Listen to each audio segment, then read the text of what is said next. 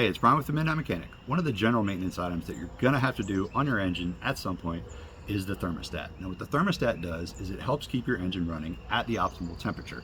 It'll allow your engine to heat up to a point, and then it'll open it up to allow coolant to circulate to keep your engine at that temperature. It works in conjunction with the rest of your cooling system.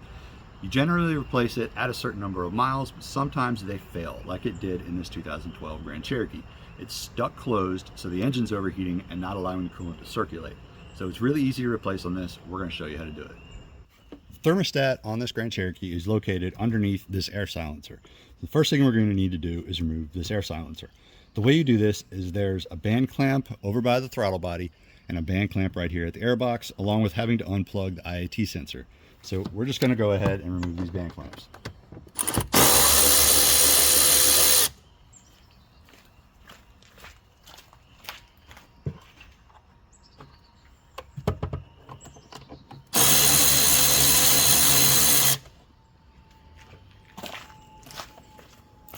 Now you can use a flathead screwdriver to remove these, or use a 5/16 socket, which makes it easier.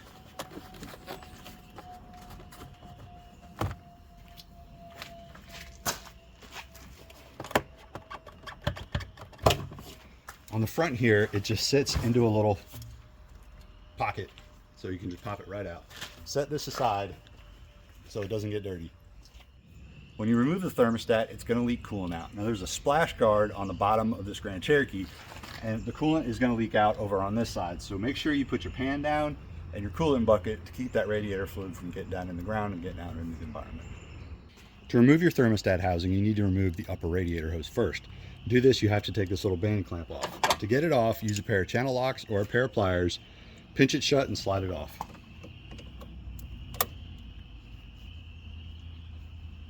Now that you have that clamp slid out of the way, all the way off of the neck, you can go ahead and remove the upper radiator hose.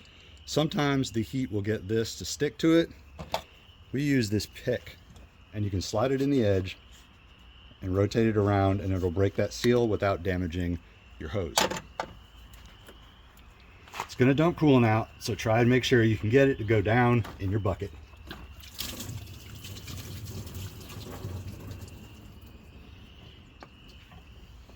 Thermostat housing is held on by two bolts. They're both 10mm. So you can go ahead and use your ratchet and remove it.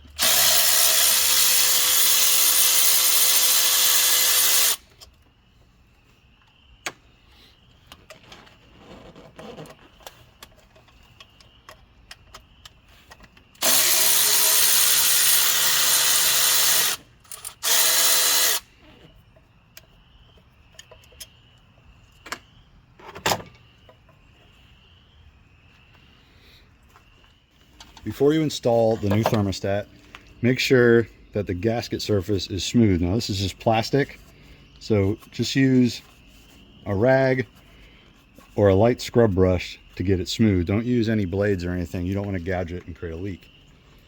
The seal is already built into the new thermostat housing, so all you really need to do is install it and put those bolts back in.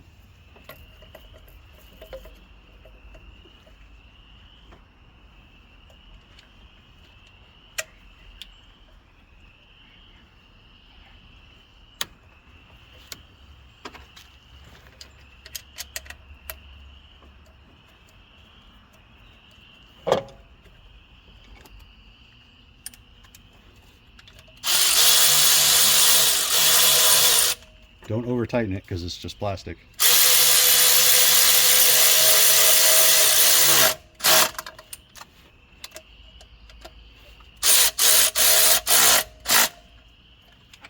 Make sure it's tight enough to get that seal, but not too tight as to strip it out. Once you have the thermostat installed, you can go ahead and put your radiator hose back on and slide that clamp back on.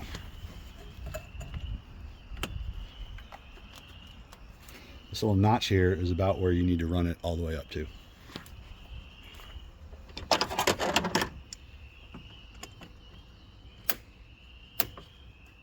There we go. These actually work really well, but they're super annoying to get off. So if you need to replace it with the regular old worm gear clamp, it won't be the worst thing. Now go ahead and fill your radiator back up. We're using this fancy funnel we have that's actually helps the system bleed. We'll do a tech tip on this later, but it's very easy, and it's also more difficult to spill stuff if you have this gigantic funnel.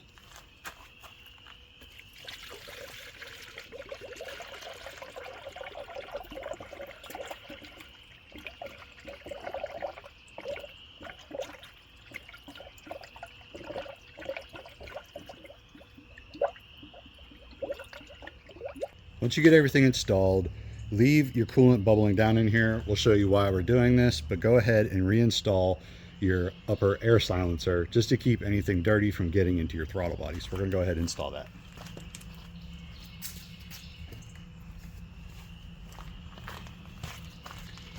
This little post right here is what slides down into this little rubber pocket here. So make sure you get it all on correctly. Get your little posts, go down in that little pocket. It'll just snap in.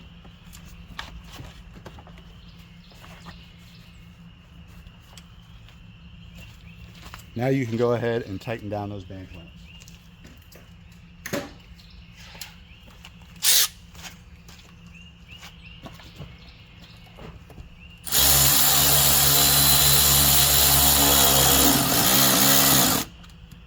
And don't forget to plug in your IAT sensor.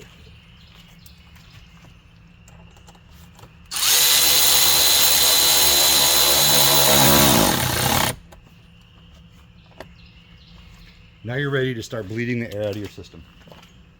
When you do work on the cooling system in your car, you have to make sure you get all the air out or it won't function properly after you're done.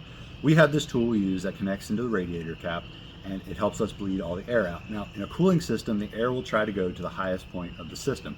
A lot of cars will have a high point drain, or you can use the radiator cap, but this right here we like to use because it's absolutely sure it's going to work, because it creates a high point for the air to escape at. So we're going to get this car running. We're going to go ahead and fill this up with coolant and let all the air bleed out of the system.